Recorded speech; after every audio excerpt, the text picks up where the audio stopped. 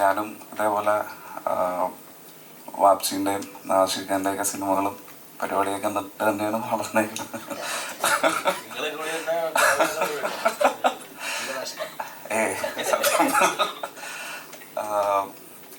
അപ്പം ഇങ്ങനെ ഒരു ഓപ്പർച്യൂണിറ്റി കിട്ടിയതിൽ ഒരുപാട് സന്തോഷം. ഇങ്ങനെ പെട്ടെന്ന് നടക്കുമെന്ന് വിചാരിച്ചതൊന്നുമല്ല, എന്നാലും അത്ര പെട്ടെന്നുമല്ല. എന്നാലും ഇപ്പം നല്ലൊരു സമയത്ത് ആണ് ഇപ്പോൾ റിലീസ് ചെയ്യുമെന്ന് വിശ്വസിക്കുന്നു. പടം നമ്മളെ കൊണ്ട് പറ്റുന്ന പോലെയൊക്കെ എല്ലാം വളരെ ആത്മാർത്ഥമായിട്ടാണ് വർക്ക് ചെയ്തേക്കുന്നത്, ചില ടെക്നീഷ്യൻസും ആർട്ടിസ്റ്റും എല്ലാവരും. അപ്പോൾ അതിൻ്റെ ഒരു എന്താ പറയുക, ഒരു റിസൾട്ട് ഉണ്ടാവും എന്നാണ് വിശ്വാസം. അപ്പോൾ എന്തായാലും 31st പടം ഇറങ്ങുമ്പോൾ എല്ലാവരും കാണണം. Thank you. ദേവിക നായിക. എല്ലാവർക്കും നമസ്കാരം. ആദ്യം തന്നെ ഇത്രയും എഫേർട്ട് എടുത്ത് ഇവിടെ വന്നതിന് ഒരുപാട് താങ്ക് യു. ഈ പറഞ്ഞ സെയിം സ്റ്റോറി തന്നെയാണ് എനിക്കും പറയാനുള്ളത്. ഞാൻ പറയുമ്പോൾ അത് സത്യമാണ്. അല്ല സത്യമായിട്ടും റാഫി സാറിൻ്റെ ഒക്കെ പടം നാദിർഷ സാറിൻ്റെ ആണെങ്കിലും ചെറുതാകുമ്പോൾ മുതൽ കണ്ടു വളർന്ന് ഒരുപാട് സിനിമ എന്ന് പറയുന്ന ഒരു ലോകത്തേക്ക് തന്നെ ഇഷ്ടം തോന്നാൻ വേണ്ടിയുള്ള one of the motivating factors ആയിരുന്നു സാറിൻ്റെ ഒക്കെ പടം എന്ന് പറയുമ്പോൾ. അപ്പം ഞാനിപ്പോഴും ഭയങ്കര എക്സൈറ്റഡ് ആണ്. ന്യൂസ് കേട്ടപ്പോൾ മുതൽ എക്സൈറ്റഡ് ആയിരുന്നു. ഒന്നേ പറയാനുള്ളൂ, എല്ലാവരും തിയേറ്ററിൽ പോയി പടം കാണുക, റിവ്യൂസ് പറയുക. നിങ്ങളുടെ എല്ലാവരുടെയും സപ്പോർട്ട് ഇതിന് സത്യസന്ധമായ റിവ്യൂസ് പറയാ. എല്ലാവരുടെയും സപ്പോർട്ട് ഉണ്ടാവണം. മൊബിൻ ചേട്ടൻ പറഞ്ഞ പോലെ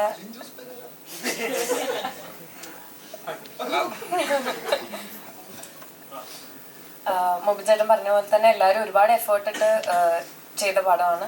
അപ്പൊ എല്ലാവരുടെയും സപ്പോർട്ട് ഉണ്ടാവണം. Thank you so much. ഒരു സ്ക്രീൻ ഞെട്ടിക്കുന്ന പെർഫോമൻസ് ആണ് ഓരോ തവണ ചെയ്തുകൊണ്ടിരിക്കുന്നത്.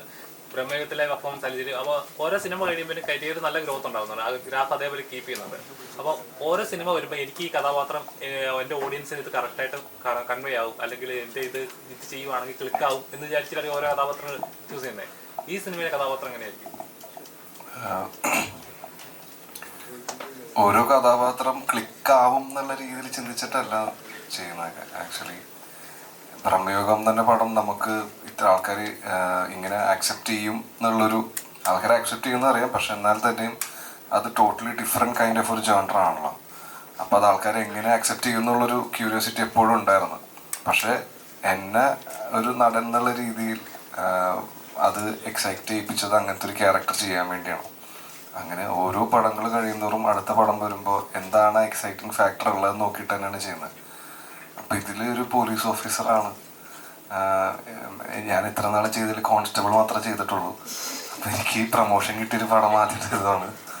പിന്നെ അതുകൂടാതെ തന്നെ റാഫിക്ക നാദിർഷ കൂട്ടുകെട്ടത്തിലൊരു പടം ചെയ്യാന്ന് പറയുമ്പോൾ തന്നെ അതൊരു അച്ചീവ്മെൻ്റ് ആയിട്ട് തന്നെ. കാരണം വെച്ചാൽ ചെറുപ്പം തൊട്ട് തന്നെ നാദിർഷനെ നന്നായിട്ട് നല്ല പരിചയമുണ്ട്. ഞങ്ങൾ നെയ്ബേഴ്സ് ആയിരുന്നു. അപ്പോൾ ആ സമയത്തൊന്നും ജീവിതത്തിൽ പോലും ചിന്തിച്ചിട്ടില്ല നാദിർഷ എന്ന പടത്തിൽ അഭിനയിക്കാൻ പറ്റുന്നുള്ളൂ, നടനാവുന്ന പോലും ചിന്തിച്ചിട്ടുണ്ടായില്ല. അങ്ങനെ ഈ ഒരു സ്റ്റേജ് എത്തിയപ്പോൾ നാദിർഷ വിളിച്ചിട്ട് പറഞ്ഞാൽ ഒരു പരിപാടിയാണ്, കേട്ടു നോക്ക് എന്നുള്ള രീതിയിൽ പറഞ്ഞു. കേട്ടു, ഇഷ്ടപ്പെട്ട മൂവീനെ അപ്പോഴാദ്യമായിട്ടാണ് റാഫിക്കയുടെ വീട്ടിൽ കാണുന്നത്. അപ്പോൾ ഇവനും കൂടെ ചെയ്യുന്നുണ്ട് എന്നുള്ള രീതിയിൽ പറഞ്ഞ് അപ്പോൾ അങ്ങനെയാണ് ഈ പടത്തിലേക്ക് കയറിയത്.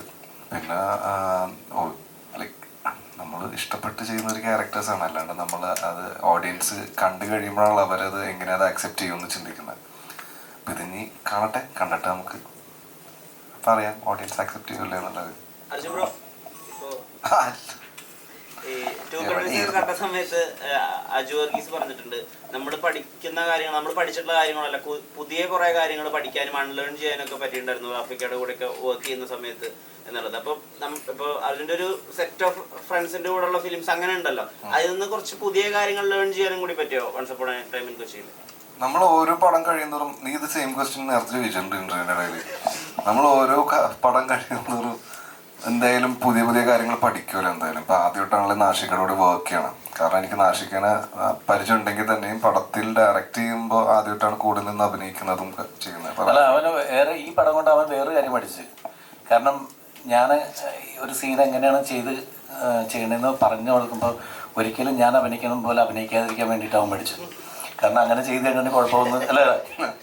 അച്ഛൻ പണ്ട് പറഞ്ഞു. അത് ഇങ്ങനെ ചെയ്യരുത് എന്നുള്ള സാധനം അടിപൊളിയായിരുന്നു. കാരണം ഒരു 20-25 ദിവസത്തോളം ഉണ്ടായിരുന്നു നമ്മൾ സെറ്റിൽ. അപ്പോൾ ഭയങ്കര രസമായിരുന്നു. മൊത്തം റാഫിക്ക ഇങ്ങനെ വരും, പരിപാടി പറഞ്ഞു തരും. റാഫിക്ക കൂടി അഭിനയിക്കുന്ന സീനൊക്കെ ഉണ്ട്. അതിൽ റാഫിക്കനെ അടിക്കുന്ന സീനാണ് ഫസ്റ്റ് ഞാൻ ഷൂട്ട് ചെയ്യണത്. അത് ഞാനത് എങ്ങനെ ചെയ്യുമെന്നുള്ളൊരു ഡൗട്ടിലായിരുന്നു ആദ്യം. ആഷിഖർ നോക്കണ അടക്കൊടുത്തോളാം. പക്ഷേ രസമായിരുന്നു. കാരണം ഇവരിവിടെ വർക്ക് ചെയ്യുമ്പോൾ ഇവരെ പഴയ കഥകൾ ഭയങ്കര രസം, അടിപൊളിയായിരുന്നു. ഞാൻ ഭയങ്കര എൻജോയ് ചെയ്ത് വർക്ക് ചെയ്ത ഒരു പടമാണ്. ഞാൻ പറഞ്ഞ ഇവൻ തല്ലണല്ലോ റാഫിക്കനെ അടിക്കാനായിട്ട് മടി. ഞാൻ പറഞ്ഞ ഒന്നുമില്ലടാ, അച്ഛനെ പണ്ട് റാഫിക്ക ഒരു സ്ഥലത്ത് വെച്ച് പഞ്ഞിക്കിട്ടിട്ടുണ്ടെന്ന് വെറുതെ പറഞ്ഞേ. ആണോ? ആ ശരി എന്ന് പറഞ്ഞിട്ട് പിന്നെ സീൻ ചെയ്തില്ലടാ. പിന്നെ കുറച്ച് കളിപ്പായി.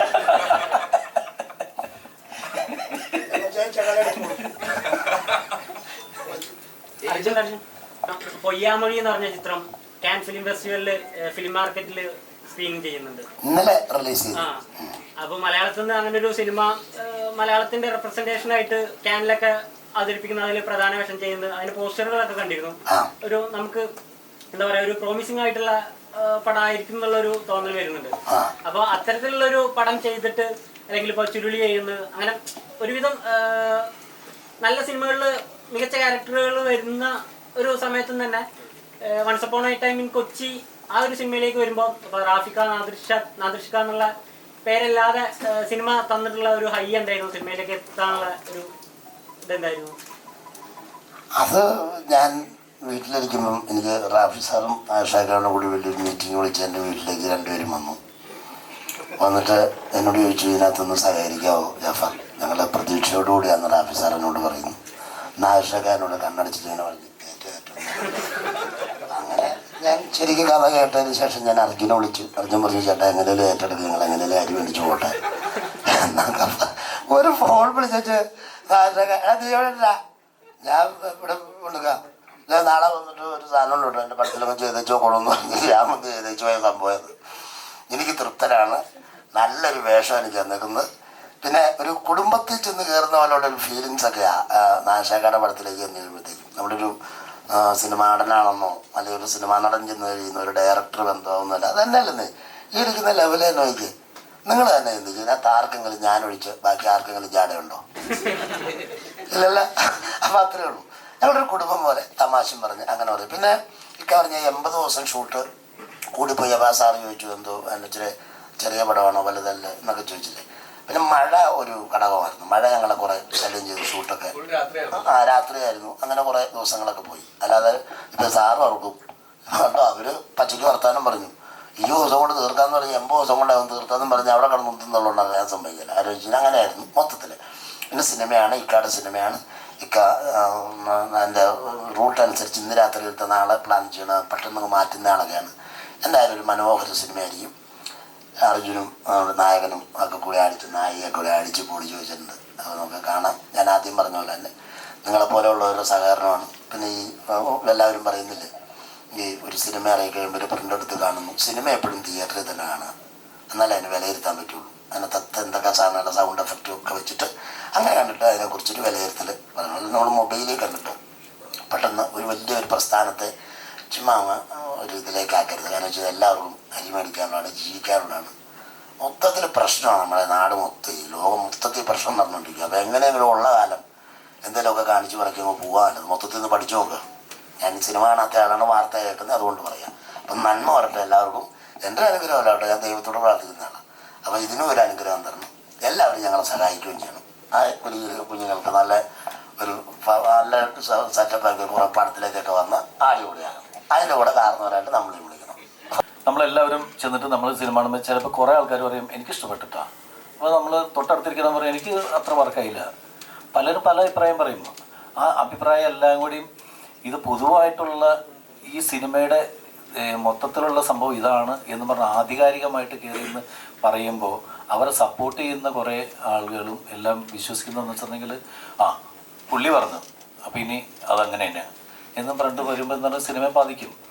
അപ്പോൾ അങ്ങനെ സ്വയം ഒരു തീരുമാനമില്ലാത്ത കുറേ ആൾക്കാരുണ്ട്. അവരത് വിശ്വസിച്ചിട്ട് അവർ സിനിമയ്ക്ക് വരാൻ പറ്റിയില്ലെങ്കിൽ നമ്മളുടെ അത്രയും സിനിമയെ നെഗറ്റീവായിട്ട് തന്നെ ബാധിക്കാൻ സാധ്യത, അല്ലെങ്കിൽ ഇന്ന ആൾ പറഞ്ഞു. അതിന് ഏറ്റവും വലിയ പ്രശ്നം എന്ന് വെച്ചിട്ടുണ്ടെങ്കിൽ അത്തരത്തിലുള്ള റിവ്യൂസിന് പോസിറ്റീവ് പറയുമ്പോൾ ഈ നെഗറ്റീവ് പറഞ്ഞ ആൾക്കാർ നെഗറ്റീവ് പറയുമ്പോൾ മാത്രമേ ഇവർ നമ്മളുടെ ഇൻഡസ്ട്രിയിലുള്ളവരും പലരും ഇങ്ങനെ ഭാഗം ഉണ്ടാക്കാറുള്ളൂ. അയാൾ നെഗറ്റീവ് പറഞ്ഞത്, ഇവർ പറയുന്ന പോസിറ്റീവ് റിവ്യൂസിനൊക്കെ ഇവർ തന്നെയാണ് പ്രൊമോട്ട് ചെയ്യുന്നുണ്ട്. സിനിമ ഇൻഡസ്ട്രിയിൽ തന്നെയുള്ള ആൾക്കാർ പ്രൊമോട്ട് ചെയ്യുന്നുണ്ട്. അപ്പോൾ നെഗറ്റീവ് റിവ്യൂസ് അവർ പറയുമ്പോൾ കരയും, പോസിറ്റീവ് റിവ്യൂസ് പറയുമ്പോൾ അതിനെ പൊക്കി പിടിച്ച് അയാൾ പറഞ്ഞത് വേദവാക്യമാണ്, പുള്ളി പറഞ്ഞു ഇനി ഞങ്ങൾ സിനിമ രക്ഷപ്പെട്ടെന്ന് പറയാം. അതൊക്കെ തന്നെ പ്രശ്നം. അപ്പോൾ അതിൻ്റെ പേരിൽ റിവ്യൂസ് എന്ന് പറയുന്നത് കറക്റ്റായിട്ടുള്ള റിവ്യൂസ് എന്ന കാര്യങ്ങൾ നമുക്ക് കൃത്യമാണോ അതോ ഫേക്കാണോ, ഇവർ പറയുന്നത് വൈരാഗ്യ ബുദ്ധിയോടുകൂടിയാണോ, ഇതൊന്നും പറയാൻ പറ്റാത്തൊരവസ്ഥയിലേക്ക് പോവുകയാണ്. നമുക്ക് നമ്മുടേതായ തീരുമാനം എടുക്കുക. നമ്മൾ സിനിമ കാണുക, അത് കൊള്ളൂല്ലെങ്കിൽ നമുക്ക് മുഖത്തൊക്കെ പറയാം എനിക്കിഷ്ടമില്ല എന്ന് പറയാം. പക്ഷേ വളരെ മോശമാണ് ഈ സിനിമ എന്ന് ആധികാരികമായിട്ട് പൊതുവായിട്ടുള്ള ജനത്തിൻ്റെ അഭിപ്രായമാണ് ഞാൻ പറയുന്നത് എന്നുള്ള ധാരണയിൽ പറയാതിരിക്കുക എന്നുള്ള റിക്വസ്റ്റ് ഉണ്ട്. കാരണം കാണുന്നവൻ കണ്ടോട്ടെ, ചിലർക്ക് ഇഷ്ടപ്പെടും, ചിലർക്ക് ഇഷ്ടപ്പെടില്ല. പണ്ട് ഒരു കൊച്ചു പറഞ്ഞ പോലെ എന്താണ്, ചിലർക്ക് ശരിയാവും ചിലർക്ക് ശരിയാവില്ല എന്ന് പറഞ്ഞാൽ നമുക്ക് ശരിയാവണമെങ്കിൽ ശരിയാവട്ടെ, അത്രേ ഉള്ളൂ. ഈ സിനിമ ഒരു